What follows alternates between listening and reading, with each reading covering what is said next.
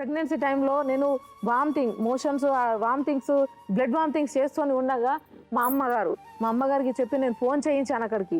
మా మరదలు ఫోన్ లేపింది.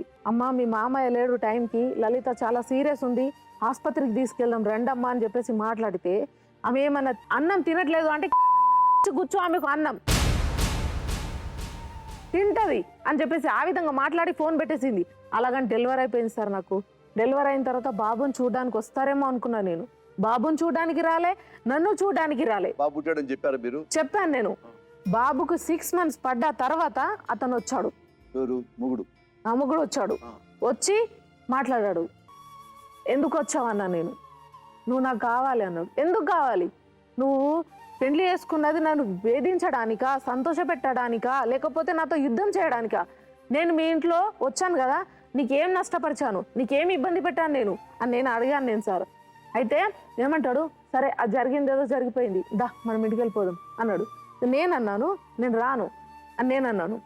ఎందుకు రావానంటే నువ్వు బిడ్డ నాకు పుట్టినోడు కాదా నువ్వు ఎందుకు అన్నావు అని అంటే, నేను అప్పుడు వేరే వాళ్ళు నాకు నేర్పించారు, అందుకే నేను నా బిడ్డ కాదు అని నేను అప్పుడు అన్నాను.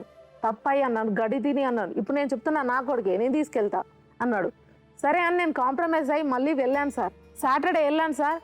మళ్ళీ సండే రోజు నైట్ బాబుకు న్యూమోనియా సార్, సర్ది జ్వరం, ఫుల్ దమ్ము ఆడనీయకుండా బాగా ఇట్లా ఊపిరి బిగబట్టుకొని చనిపోతాడేమో పరిస్థితిలో వచ్చాడు సార్ బాబు.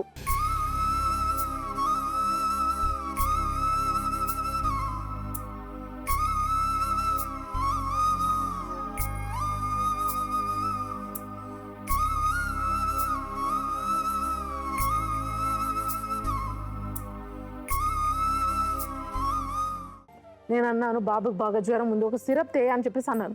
సిరప్ తే అంటే మా అయ్య ఆస్తి అమ్ముకొని నీకు తేవాలనా, మా అయ్య ఆస్తి అమ్ముకొని నీకు చూయించాలనా అని చెప్పేసి ఈ విధంగా మాట్లాడాడు సార్ తను. 15 ఇండ్లు మాత్రమే ఉన్నాయి కానీ ఆ చుట్టుపక్కల మొత్తం వాళ్ళ రిలేటివ్సే సార్. నేను ఏం మాట్లాడదాం అనగా నన్ను చంపేస్తారేమో అని భయంతో నేను అక్కడ ఏం మాట్లాడలేకపోయాను. తర్వాత నేను ఆ రోజు రాత్రికి బాబుని చూయించమని వేరే వాళ్ళ కాలు పట్టుకొని నేను అడిగాను సార్. కానీ నన్ను ఎవ్వరు, నా దగ్గర జాలి కానీ ఘోరం కానీ నన్ను ఎవ్వరు చూయించలేరు సార్. వాళ్ళు చెప్పినట్టుగానే విని నన్ను ఆసుపత్రికి కూడా తీసుకెళ్ళనియలేదు సార్. నేను తీసుకెళ్ళామని నన్ను అడ్డుకున్నారు సార్. నన్ను బాబుని అక్కడి నుంచి ఇక్కడ నుంచి అక్కడ తీసుకొని బాబుకి ఇట్లా చెవు గిచ్చి ఏడిపించారు సార్ కావాలని.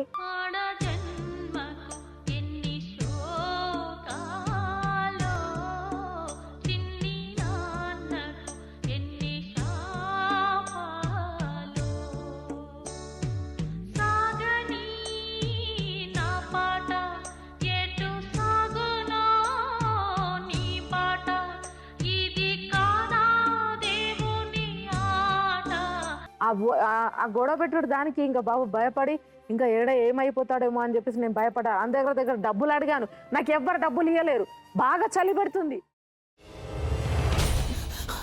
నువ్వు ఇంకేమన్నా చెప్పాలా? ఇంకేమన్నా అబద్ధం చెప్పాలనుకుంటే చెప్పేయి. నేను చూడాలనుకుంటున్నాను నన్ను మోసం చేయడానికి నువ్వు ఎంత నీచానికి దిగజారగలవు అని.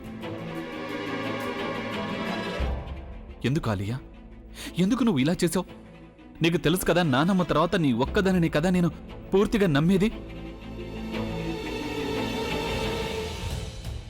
ఏమన్నావు నువ్వు? ఈ మధ్య అన్నిటినీ మర్చిపోతున్నావా? అది చాలు. వాటిలో ఉన్న శక్తి విషయాన్ని గ్రహించి మనకు వివరిస్తాయి.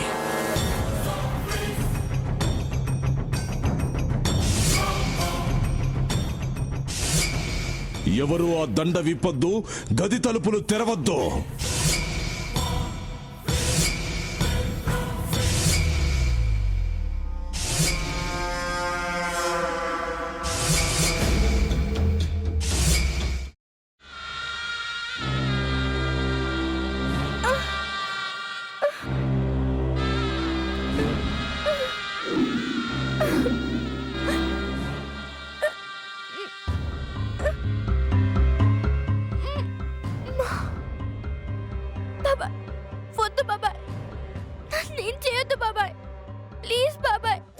నీకు నిజం తెలిసినప్పుడే నా ఆలోచనలో నువ్వు చచ్చిపోయావు.